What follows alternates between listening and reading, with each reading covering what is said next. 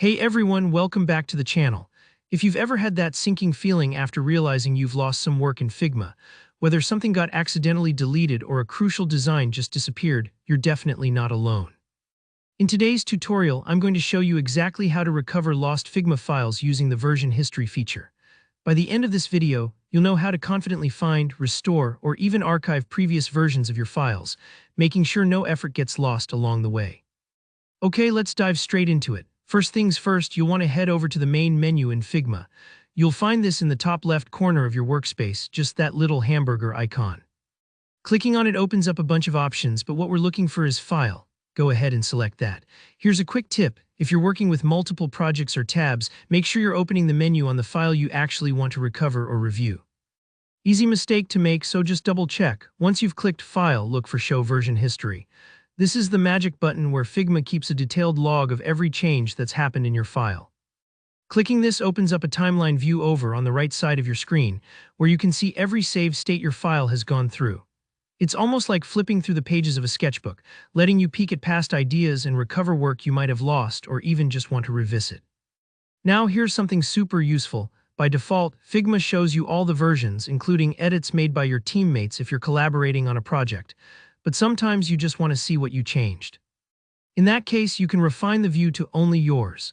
This filters out everyone else's work and highlights just your own edits, making it way easier to track personal progress or restore changes that matter to you. Especially handy if your colleague decided to try that wild neon color scheme you weren't too keen on. Moving along, you might want to add a specific version yourself. Maybe you've wrapped up a major change, or you just want a snapshot before trying something new. You can do this manually by clicking the small plus icon inside the version history sidebar. Alternatively, while you're actively editing, you can save a version super quickly by pressing Ctrl plus Alt plus S on your keyboard. That's a simple shortcut, almost like putting in a bookmark, so you can easily come back to that point if needed.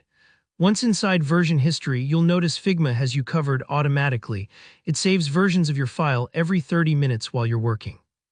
That means even if you forget to make manual saves, there's a safety net for all those incremental changes. Take your time scrolling through the timeline. You can preview any past version before deciding to restore it, so don't worry if you're not sure exactly which point you're looking for. You're free to explore without overwriting your current file until you're totally sure.